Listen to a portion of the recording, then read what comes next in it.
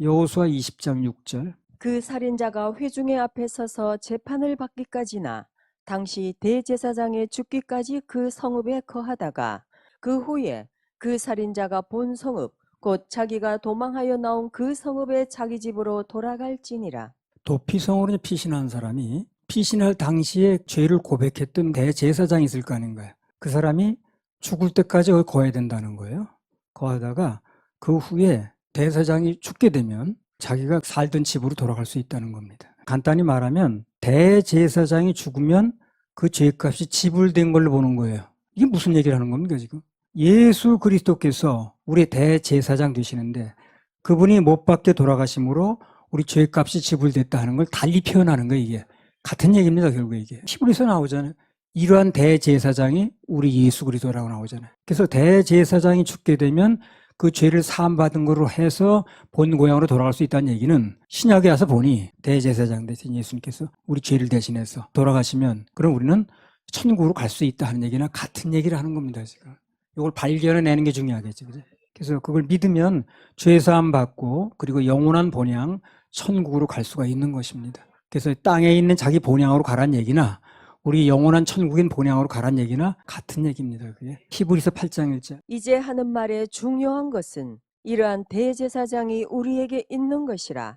그가 하늘에서 위엄의 보좌 우편에 앉으셨으니. 그러니까 옛날 구약 시대의 그 대제사장이 중요한 게 아니고 오늘 현재 대제사장 되신 주님께서 모든 걸 해결해 놓으셨다는 거.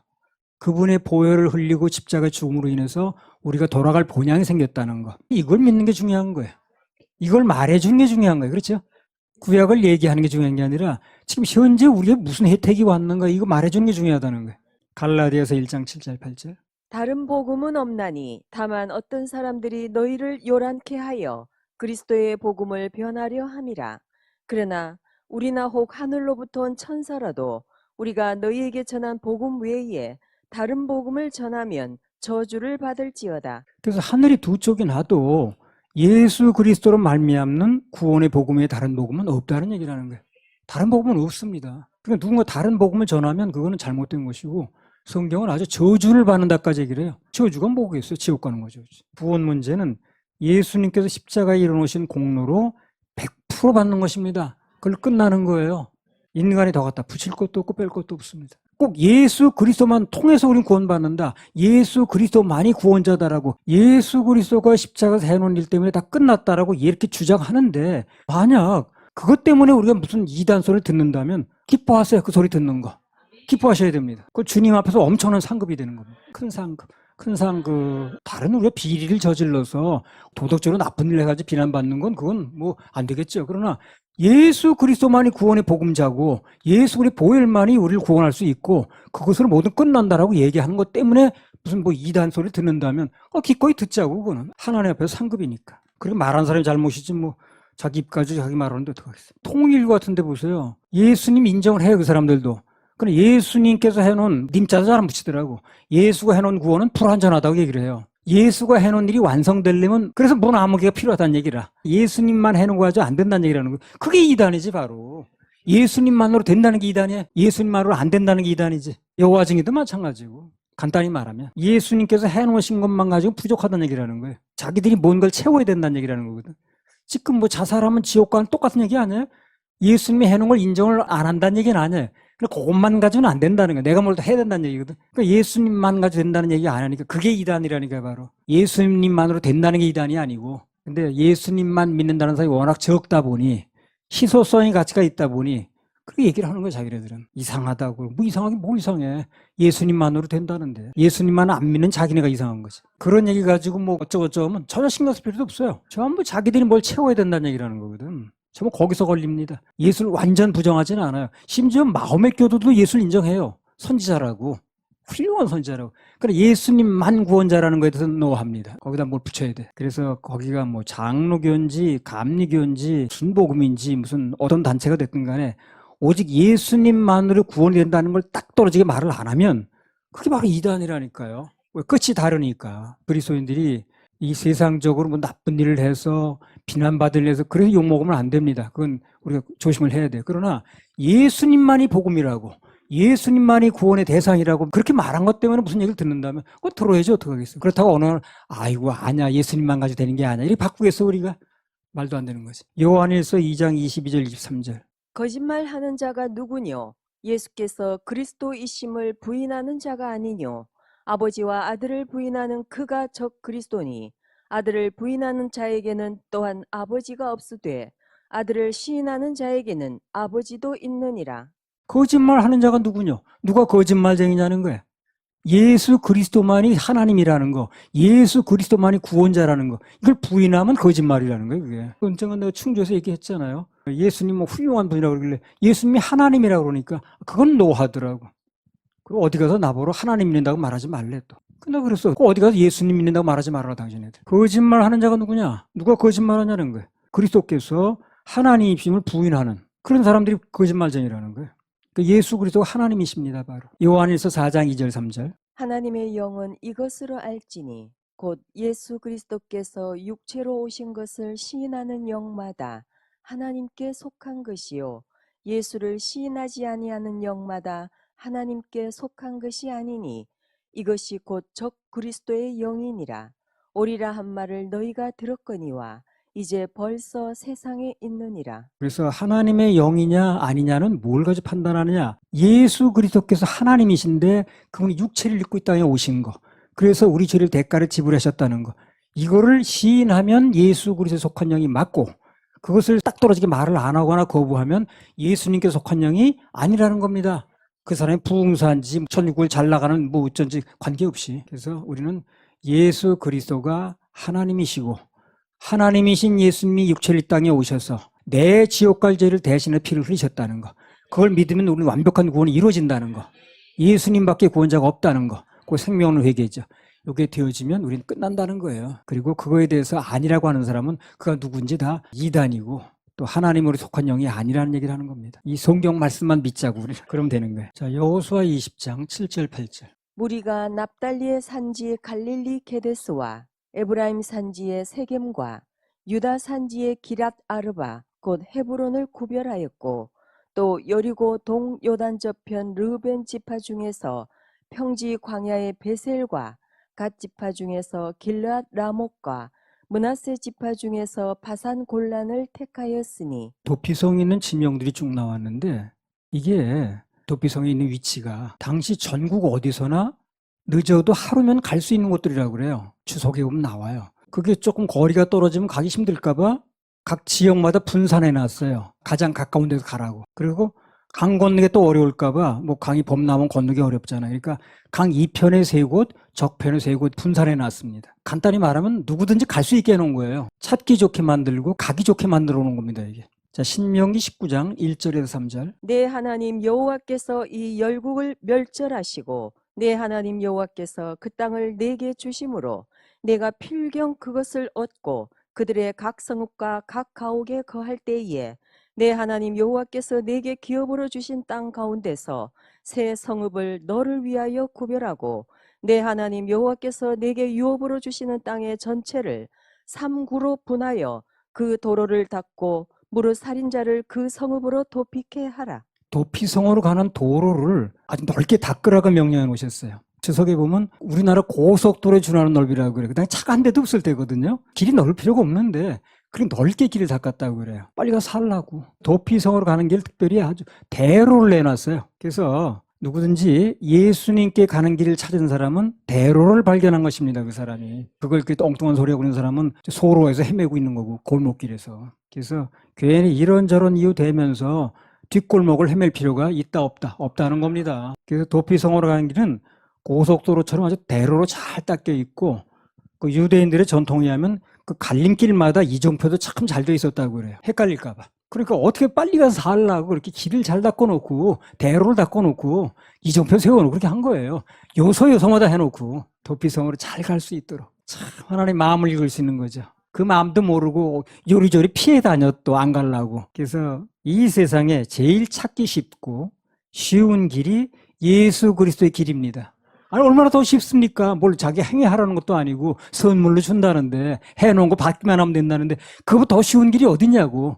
그 사람들이 자꾸 이론을 붙여서 어렵게 만들어서 그렇지. 무슨 신학이니 뭐니 해가지고. 예수 그리스도로 가는 길은요, 찾기 힘든 이면도로에 있는 게 아니에요. 그리고 뒷골목에 있는 게 아닙니다. 어디 숨겨놔가지고 찾고 하는 길이 아니에요. 그냥 대로변에 있습니다. 자기가 눈만 뜨면 보이는 길이에요, 이게. 누구나 갈 수 있는 대로변에 있다니까요.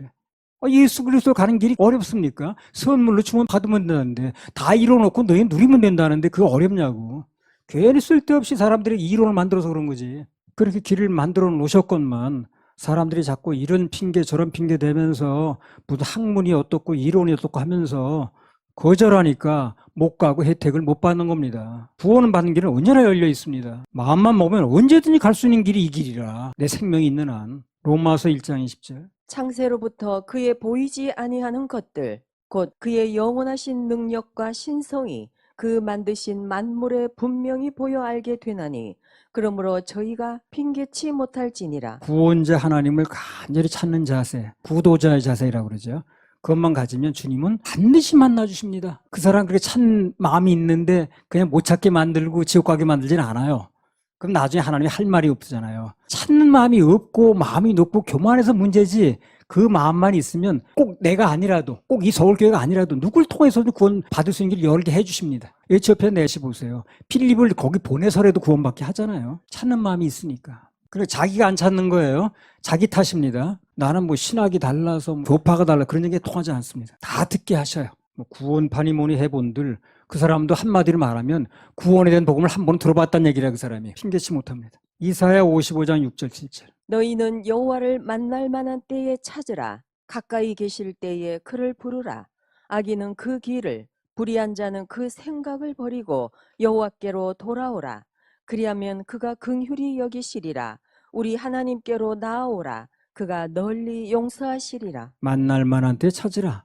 가까이 계실 때 그를 부르라.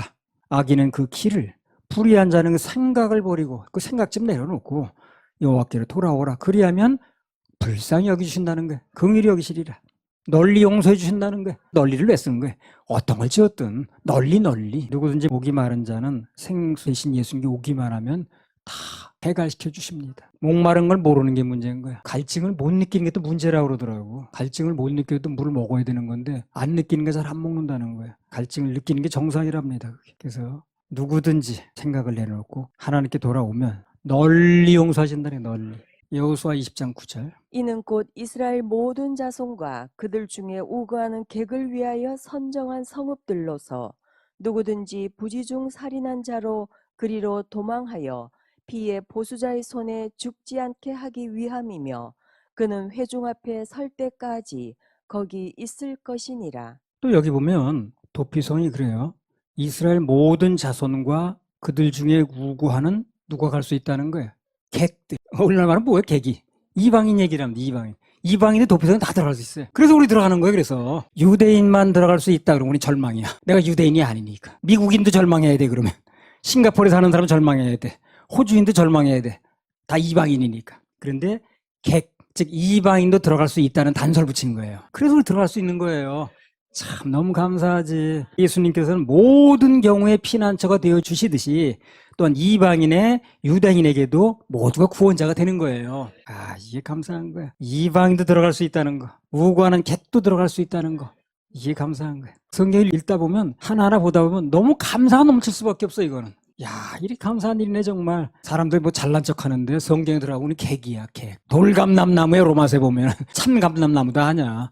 그래서 우리는 받는 것보다 은혜야. 로마서 10장 12절 13절. 유대인이나 헬라인이나 차별이 없음이라 한 주께서 모든 사람의 주가 되사 저를 부르는 모든 사람에게 부요하시도다. 누구든지 주의 이름을 부르는 자는 구원을 얻으리라. 도피성이 객도 들어갈 수 있다고 이렇게 구약에 나왔는데 신약에 오면 더 정확해. 이게 유대인이나 헬라인은 이방인을 전체를 상징합니다.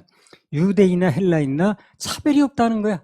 구원받는 데 있어서는, 도피성에 들어가는 데 있어서는 차별이 없다는 거야. 저를 부르는 모든 사람에게 부여하시도다. 누구든지 주의 이름을 부르는 자는 구원을 얻으리라. 누구든지 주의 이름을 부르는 거예요. 예수 이름 부르는 겁니다. 예수라는 이름은 특별히 구원을 강조할 때 쓰는 이름이에요. 그래서 유대인과 헬라인 그랬는데 유대인들은 전 세계를 어떻게 나누냐면 자기들과 이방인, 이분법으로 나눕니다. 그게 미국인인지 무슨 한국인인지 따지지 않고 이스라엘 외 사람은 전부 이방인이에요. 그래서 헬라인은 모든 이방인을 대표하는 겁니다. 그래서 방금 로마서 10장 10절에 의하면 유대인이든 이방인이든 모두 100% 구원이 이루어지는 거예요. 100% 구원만 쓰이는 거예요. 왜? 지옥 가면 안 되니까. 이방인들이 태어났다고 지옥 가면 되겠어요, 그래? 그래서 그 지옥 가고 천국 가는 문제는 누구에게나 문이 열린 거예요, 누구에게나. 그 당시도 구약 시에도 예수님 오시기 전에도 이미 이방인들 객들도 도피성에 들어갈 수 있었다니까요. 참 감사하지. 그래서 다른 조건을 붙이면 그게 바로 이단이고 다른 복음이 되는 것입니다.